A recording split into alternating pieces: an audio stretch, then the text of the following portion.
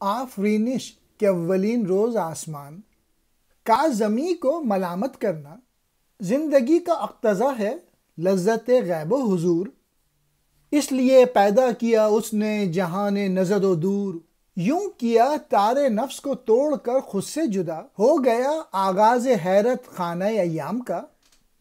تمہید آسمانی، کائنات کی تخلیق، پیدائش کے پہلے دن آسمان کا زمین کو برا بھلا کہنا۔ زندگی نے غیب و حضور کی لذت کی خاطر اس نزدیک اور یہ کائنات کا نقش پیدا کیا۔ غیب اس لحاظ سے کہ وہ نظر نہیں آتا، اور حضور اس لحاظ سے کہ کائنات کے ذرے ذرے میں تو اس کا جلوہ کار فرما ہے۔ حیات نے سانس کے تاروں کو ایک دوسرے سے کچھ اس طرح علیحدہ کر دیا کہ ایام کے حیرت خانے یعنی دنیا کی بنیاد رکھ دی۔ آفرینش کہتے ہیں پیدائش کو یا تخلیق کا دن۔ ارشاد خداوندی ہے کہ جب میں نے خود کو دیکھنا چاہا تو میں نے یہ کائنات پیدا کر دی۔ حیات مطلق نے سانس کے تاروں کو ایک دوسرے سے کچھ اس طرح الگ کر دیا کہ ایام کے حیرت خانے کی بنیاد رکھ دی، یعنی خدا نے اپنی ذات سے صفات کا ظہور یوں فرمایا کہ وہ کائنات کے ذروں کی کثرت میں جلوہ گر ہو کر ان کے وجود میں آنے کا باعث بنے، اور اس دنیا کے ایام شب و روز یا ماضی اور مستقبل اور حال میں تقسیم ہو گئے، اور یوں یہ دنیا ایک حیرت خانہ بن گئی۔ خود نمائی کی تمنا خود گری کا طور ہے، ہر کہیں یہ نعرہ ہے میں اور ہوں تو اور ہے، راہ پر چلنا نجوم و ماہ کو سکھلا دیا، جگمگا دی کس قدر روشن چراغوں سے فضا، آسمان نیلگوں پر لے کے آیا آفتاب، ایک سنہری شامیانہ جس کی چاندی کی تناب، سمت مشرق سے ہوئی صبح نختین رونما، عالم نوزادہ کو آغوش میں اس نے لیا۔ ہر جگہ خود گری کے ذوق و شوق کی وجہ سے میں اور ہوں اور تو اور ہے کا نعرہ سنائی دے رہا ہے۔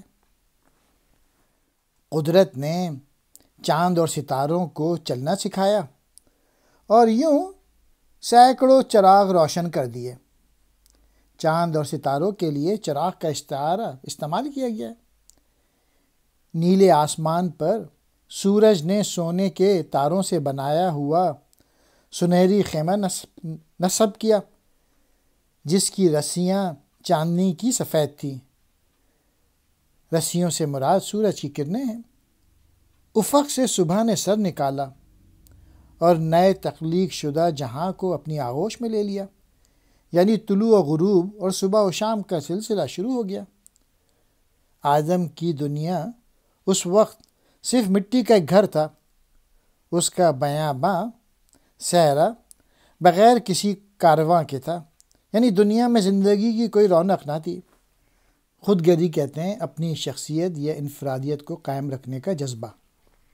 نوح انسان کا دیار ایک خاکدان تھا اور بس، اس کا ہر دشت و جبل بے کارواں تھا اور بس، نے پہاڑوں سے کسی ندی کی رزم آرائی تھی، نے کسی بادل نے صحرا میں جھلک دکھلائی تھی، نغمہ شاخوں میں پرندوں نے ابھی چھیڑا نہ تھا، مرغزاروں نے رم آہو ابھی دیکھا نہ تھا، اس کے بحر و بر تھے یکسر بے تجلی ہائے جاں، بن گیا تھا اس کے پیکر کی ردا اٹھتا دھواں۔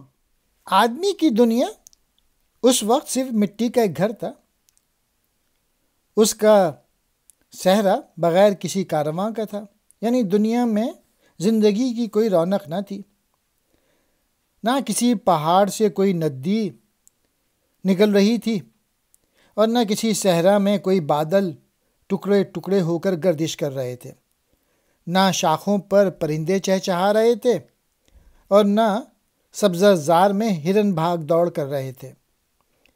اس کائنات کے بحر و بر میں جان کی تجلیاں نہ تھیں، اس کے جسم کی تیل سا اس کا بل کھاتا یا اٹھتا ہوا دھواں تھا۔ گویا یہاں بظاہر سب کچھ تھا، لیکن دلکشی اور رونق اور رنگ اور تجلی سے خالی تھی دنیا۔ بے خبر باد بہار جان فضا سے تھا ابھی، اندرون خاک تھا سویا ہوا سبزہ ابھی۔ چرغ نیلی نے دیا تانا کہ میں نے اے زمیں اس طرح کا حال دیکھا ہے کسی کا بھی نہیں۔ کون ہے جو میری پہنائی میں تجھ سا کور ہے، ایک میری قندیل سے تجھ کو میسر نور ہے۔ خاک اگر الوند بھی بن جائے پھر بھی خاک ہے، روشن و پائندہ کب وہ صورت افلاک ہے۔ زندگی گر دل برانہ طور سے کردار سے، ورنہ مر جا اس زبوں حالی کے ننگ و عار سے۔ پھر اقبال اس دنیا کا نقشہ مزید کھینچتے ہوئے کہتے ہیں کہ یہاں کے سبزے نے ابھی موسم بہار کی ہوا نہیں دیکھی تھی اور زمین کی گہرائیوں میں سو رہا تھا۔ یعنی ابھی سبزہ اگنا شروع نہیں ہوا تھا جب دنیا بنی تھی، اور نیلا آسمان نے زمین کو تانے دیا۔ اب آسمان بھی زمین کو تانے دے رہا تھا کہ میں نے کسی کے حالات ایسے خراب نہیں دیکھے جو زمین تیرے دیکھیں۔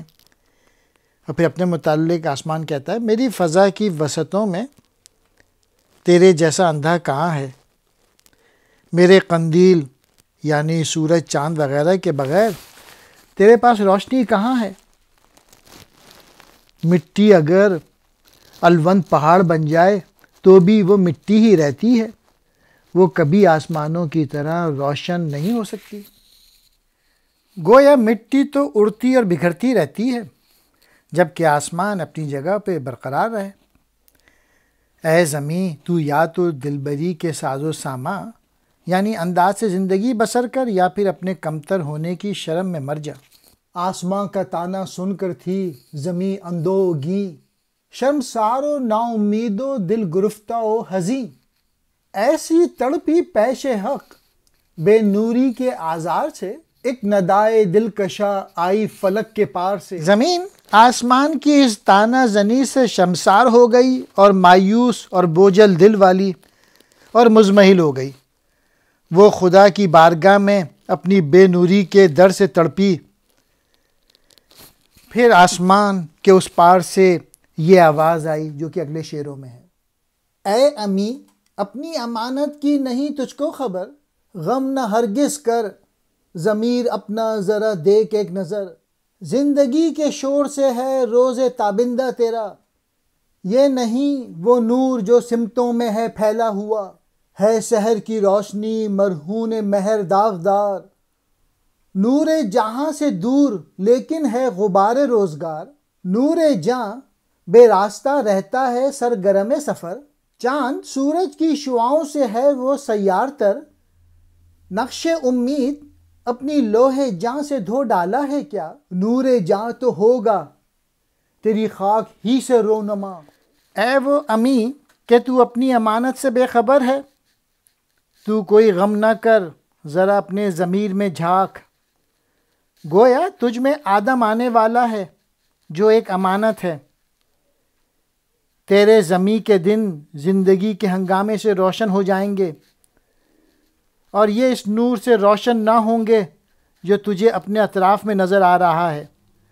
گویا آدم کے وجود سے زمین پر ایسی روشنی پھیلے گی جو آسمانی روشنیوں، سورج چاند وغیرہ کے لیے بھی حیرانی کا باعث بنے گی۔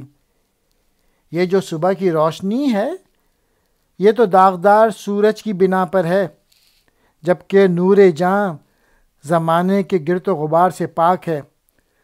داغدار سورج سے مراد ہے اپنے غروب ہونے کے غم کا مارا ہوا، اور سورج جبکہ روح جاں کی روشنی پر دن رات کے طلوع و غروب ہونے کا کوئی اثر نہیں ہوتا۔ نور جاں راستوں کے بغیر ہی سفر میں رہتا ہے، وہ نور جاں سورج اور چاند کی شعاؤں سے بھی زیادہ تیز رفتار ہے۔ کیا تو زمیں نے اپنی جان کی تختی سے امید کا نقش دھو ڈالا ہے؟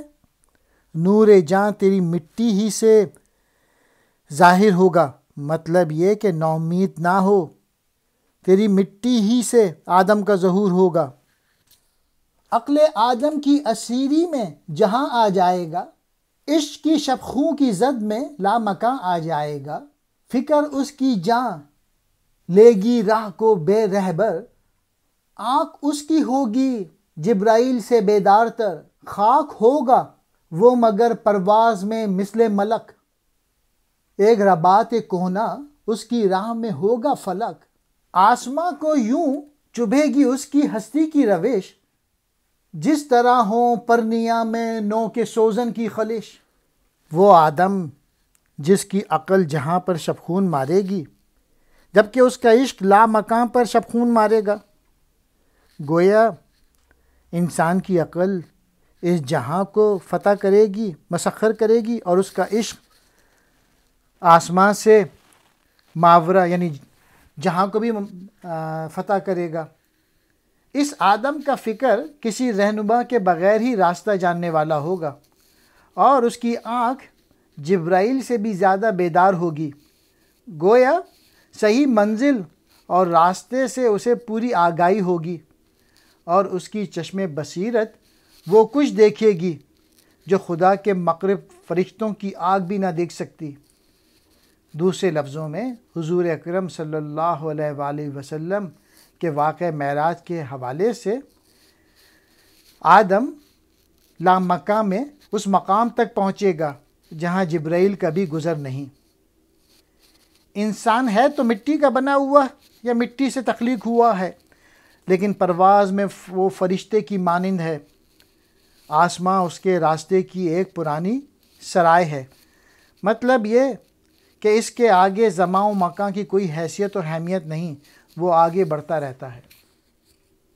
وہ انسان آسمان کے وجود میں اس طرح کھٹکتا ہے جس طرح سوئی کی نوک ریشمی کپڑے میں چبھی ہوئی ہوتی ہے۔ گویا آسمان کو اس بات کی کھٹک ہے کہ وہ میری کوئی پرواز نہیں کرتا یا مجھے خاطر میں نہیں لاتا، وہ مجھ سے آگے آسمانوں کے اس پار تک اس کی رسائی ہے۔ پاک کر دے گا وہ سب داغوں سے دامن وجود، اس کی نظروں سے بدوں سارا جہاں کور و کبود، اپنی تنیت سے وہ کم تسبیح ہے، خون ریز ہے، پر زمانے کی ترقی کے لیے مہمیز ہے۔ آنکھ روشن اپنے کر لے گا بے فیض کائنات، دیکھ لے گا ذات کو جو ہے نہاں اندر صفات، وہ کہ شیدائی ہوا حسن و جمال ذات کا، بن گیا سید وہی دنیائے موجودات کا۔ علامہ اقبال انسان کے متعلق بتاتے ہوئے کہتے ہیں، وہ وجود کے دامن سے داغ دھبے دھوتا ہے، اس کی نگاہ کے بغیر یہ جہاں اندھا اور تاریک ہے۔ یعنی انسان کا اگر وجود نہ ہو تو اس کائنات کی ساری رونق ختم ہو جاتی ہے، اگرچہ وہ تسبیح نہیں کرتا یا کم کرتا ہے، اور وہ ایک دوسرے کا خون بہاتا ہے، لیکن زمانوں کے لیے وہ مہمیز کا کام کرتا ہے۔ فرشتے ہر وقت اللہ کی ثنا میں مصروف رہتے ہیں، انسان ایسا نہیں کرتا۔ فرشتوں نے خدا سے کہا تھا کہ یہ انسان ایک دوسرے کا خون بہائے گا، چنانچہ ایسا ہی ہو رہا ہے، اور یہ کہ دنیا میں ہر دور میں اور ہر طرح کی ترقی اسی انسان کے ذریعے ہوگی۔ اس کی آنکھیں کائنات سے روشن ہو جائیں گی تاکہ وہ اس ذات حق کو اس کی صفات کے اندر دیکھے۔ گویا جب انسان اس کائنات اور اس کی اشیاء پر غور و فکر کرے گا اور بصیرت سے کام لے گا تو ایک کائنات کے ذرے ذرے میں اس محبوب حقیقی کا جلوہ کارفرما نظر آئے گا، اور یوں اس کی آنکھیں اس ذات کے نور سے منور ہو جائیں گی۔ جو کوئی بھی اس ذات حق یعنی اللہ تعالیٰ کے جمال کا عاشق یا شیدائی ہو گیا، وہ تمام موجودات کا سردار ہو گیا۔